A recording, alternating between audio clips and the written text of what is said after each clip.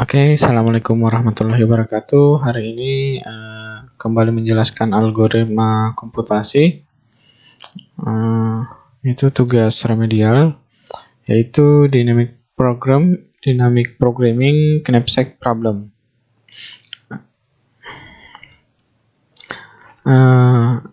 Dynamic programming itu adalah sebuah strategi metode dengan cara mengetahui pola yang ada pada suatu algoritma, lalu mengingat satu value yang sekiranya pernah muncul atau sudah terproses sehingga bisa menyelesaikan sebuah masalah pengoptimalan dengan memecahkan ke dalam submasalah.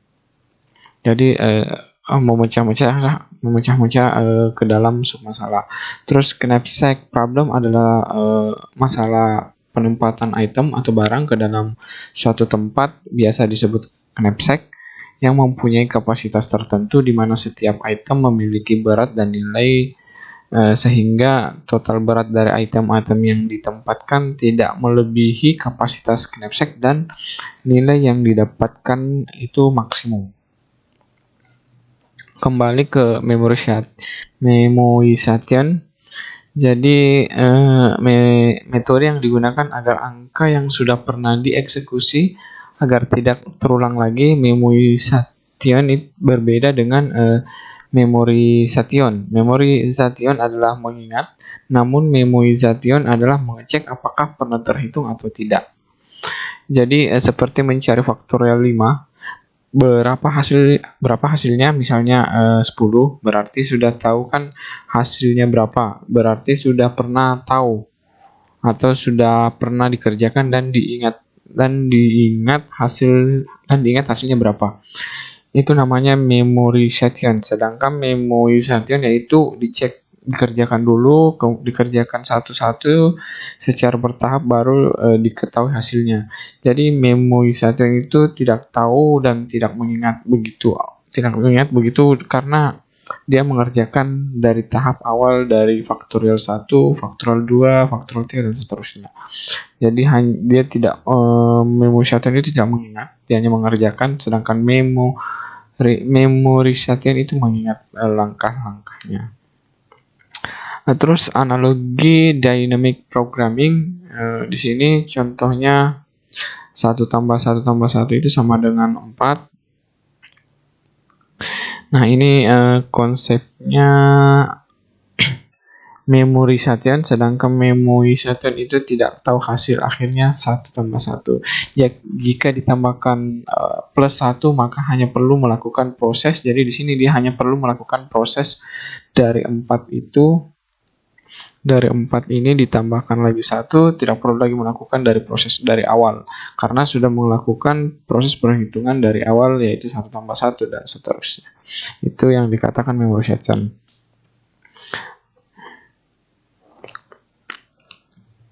Dynamic programming basically. Jadi secara garis besar dynamic programming ini otomatis kita harus mengetahui dulu polanya.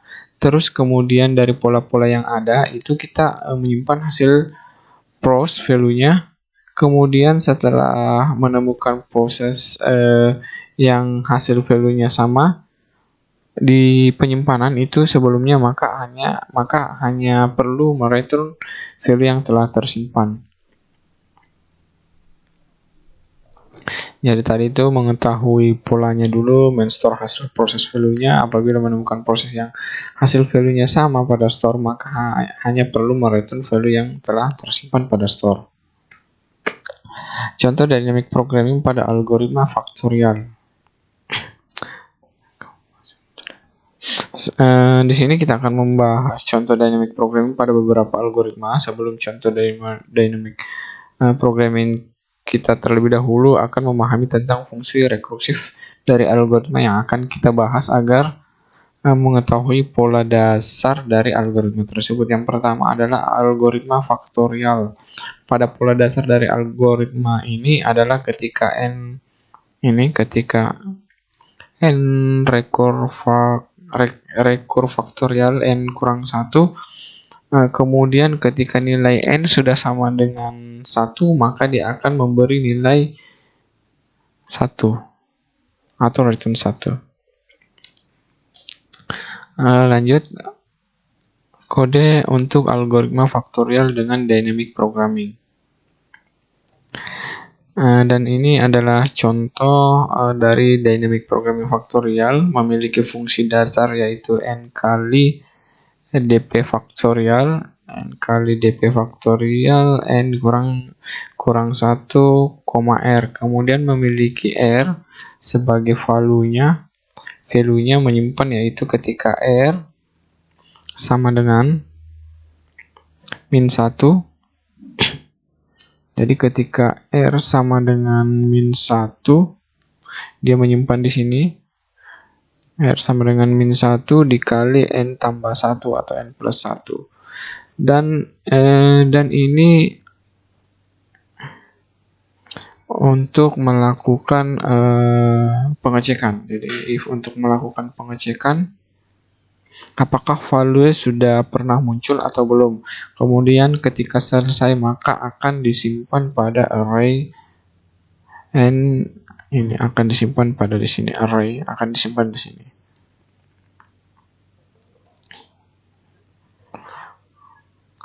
Kemudian contoh berikutnya adalah algoritma knapsack rekursif dengan variabel w.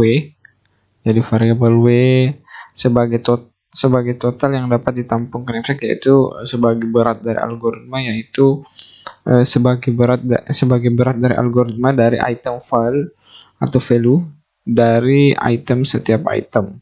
Algoritma ini mereturn max, jadi mereturn max. Ini mereturn max ini terus ditambahkan dengan knapsack wwt n kurang 1, kemudian dibandingkan dengan knapsack w min wt dan n min 1. Seperti itu.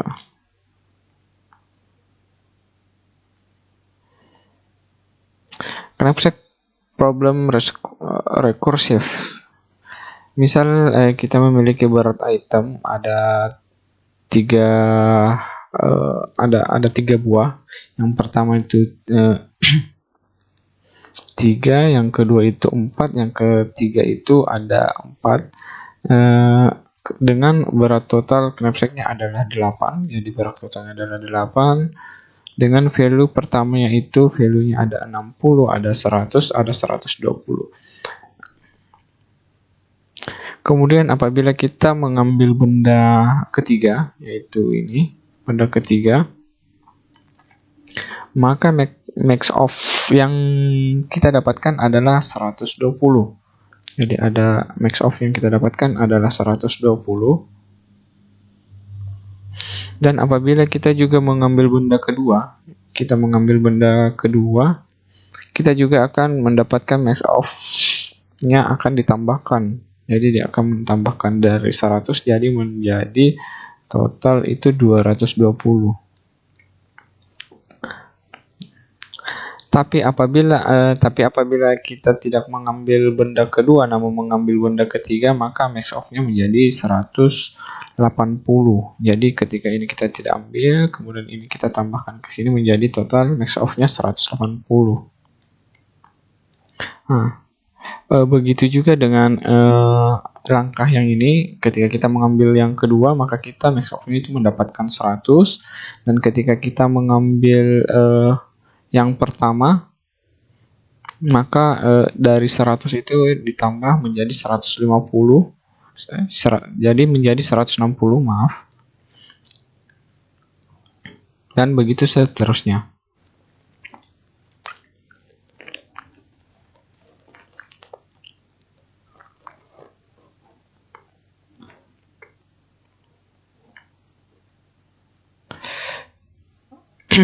Pohon rekursif knapsack. Ini adalah pohon rekursif dari knapsack problem, yaitu seperti pada penjelasan sebelumnya, ketika kita ingin mengambil benda ketiga atau kedua atau yang pertama, maka terdapat dua pilihan, yaitu diambil atau tidak diambil. Apabila benda 3 kita ambil, Apabila benda 3 kita ambil, maka benda 2 juga akan diambil. Maka benda 2 ini akan diambil. Ketika memilih benda 2 untuk diambil, maka ada cabang lagi untuk memilih benda 1 yang diambil atau tidak. Jadi ketika kita memilih 2, ini maka ada percabangan lagi di sini, memilih benda 1 diambil atau tidak.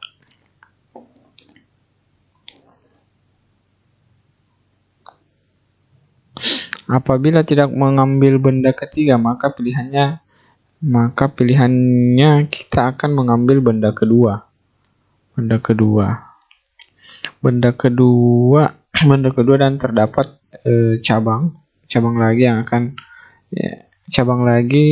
kita akan memilih mengambil benda 1 atau tidak. Jadi mengambil benda 1 atau tidak. Jadi hanya terdapat 2 pilihan, yaitu diambil atau tidak diambil, sehingga time complexity-nya itu adalah big O 2 pangkat N. Kenapa 2 pangkat N? Karena setiap cabang dia akan memiliki 2 cabang lagi atau 2 pilihan lagi. Itulah kenapa dikatakan complexity big O 2 pangkat N. Jadi itu tadi penjelasan mengenai pohon rekursif knapsack. Terus di sini saya punya contoh lagi, satu contoh, yaitu permasalahan knapsack. Sebuah truk memiliki kapasitas M sama dengan 5 box. Truk ini akan diisi beberapa paket box seperti paket A sama dengan 2 buah, paket B sama dengan 3 buah, dan paket C sama dengan 1 buah. Masing-masing memiliki ongkos kirim untuk paket A itu sebesar 65.000, untuk paket B itu sebesar 80.000, dan untuk paket C itu sebesar 30.000 per paket barang. 30.000 per paket. Barang manakah yang dipilih yang paling optimal agar diperoleh keuntungan yang sesuai dengan kapasitas? Jadi di sini ada bentuk knapsacknya. Jadi kapasitas untuk truknya itu hanya 5 box, sedangkan boxnya itu ada 6. Jadi di sini akan kita menggunakan knapsack untuk menghitung nilai optimalnya. Di sini ada tabelnya, di mana M sama dengan 5 box. Di sini sudah ada poin paket A, B, dan C. Itu di sini berisi 2 paket A, terus paket B itu berisi 3, dan C itu 1, jadi total ada 6. Di sini ada biaya pengirimannya itu 65.000, 80.000, 30.000, dan totalnya itu adalah 175.000. Problem definisinya itu setiap box dihitung satu persatu, dilakukan secara stack by stack ya, jadi satu persatu. Terus kemudian dalam satu stack itu setiap box dijadikan status secara recurrence melihat kapasitas truk. Status dan kapasitas bersifat integer. Pada setiap akhir dilakukan rekonstruksi. Di sini ada tabel. Dari untuk penyelesaian pertama, buatlah dalam bentuk tabel. Buatlah baris sampai ke baris kapasitas M. Jadi di sini kita mulai kapasitas M itu kapasitas truk. Itu kapasitasnya kan ada 5, jadi kita memulai dari 0 sampai 5. Nilai pada Y1 akan bernilai tak terhingga. Jadi ini 1 dengan 0 itu tak terhingga karena barang belum dimasukkan. Nilai pada Y2 akan bernilai 1, maka akan bernilai 65. Jadi ini kita isi dengan 65 karena di sini bernilai 1. Dan seterusnya sampai ke Y5. Jadi ini untuk tabel stack 1. Di sini ada solusi optimalnya. Itu diisi dengan X1 itu mewakili A, X2 itu mewakili B, dan X3 itu mewakili C. Jadi ada ini rumusnya. Ada 1 yang terisi. Oke, lanjut ke step kedua. Di step kedua ini kita akan menginput paket B, karena di sini tadi jadi paket A itu kita pindahkan ke sini. Kemudian untuk yang di sini itu kita menginput paket B. Karena paket B tadi kan berisi ini 80 B ini. Oke, terus kemudian di sini karena tak terhingga tadi kita masukkan tak terhingga di sini, karena terus untuk poin kedua ini kan sudah diinput tadi ke paket B, jadi kita masukkan juga tak terhingga 80 tambah tak terhingga. Untuk 3, 4, 5 itu kita masukkan paket B, jadi totalnya 80. Kemudian untuk di sini di ini itu kita paket B itu kita tambahkan ke paket A, jadi totalnya 145. Nah, seperti itu. Jadi ini ditaruh di sini karena itu mengikuti rumus ini. Jadi rumusnya. Kemudian untuk solusi optimumnya itu di sini paket A, di sini paket B, di sini juga paket B, dan di sini paket A dan B. Itu totalnya 145. Oke, kita lanjut ke step 3. Jadi untuk step terakhir, kita akan masukkan paket C ke dalam tabel. Jadi paket C, kita akan memasukkan paket C ini ke dalam tabel step 3. Dengan melihat bagaimana paket C ini disandingkan dengan A, dan bagaimana jika disandingkan dengan paket B. Hasilnya seperti apa? Dengan melihat kapasitas dari truk itu sendiri. Maka dalam tabel ini dia. Maka dalam tabel ini kita masukkan paket A ini, paket A yang tadi untuk paket B. Namun di sini kita akan lihat bagaimana kalau paket C kita masukkan ke semua box yang sudah kita isi. Kemudian setelah itu maka setelah itu dihitung, maka hasil dari rumus itu sendiri, maka dihitung dari hasil rumus itu sendiri. Misalnya ini kita 30 kita masukkan ke paket C itu kita masukkan ke paket A, terus paket C itu kita masukkan ke paket B dengan menambahkan, dan ini hasilnya. Kemudian di sini paket A kita tambahkan ke paket B, maka hasilnya 145. Dari solusi optimumnya ini A, di sini A, di sini A dan B, A dan C, di sini B dan C, di sini A dan B. Ternyata dari sekian solusi optimum yang memiliki nilai atau angka terbesar dari total hasil, yaitu adalah A ditambah dengan B, yaitu 145. Gitu. Jadi kesimpulannya solusi optimum adalah di X, yaitu A dan B. Dengan nilai yang tertinggi itu memiliki nilai F tertinggi itu adalah 145. Artinya barang yang dimasukkan dalam gudang hanya paket A dan tambah paket B. Paket A itu bernilai di sini kita lihat paket A itu isinya 2, dan paket B ini paket A isinya 2 dan paket B isinya 3. Jadi A itu 2 dan B itu 3, jadi totalnya sama dengan 5 box.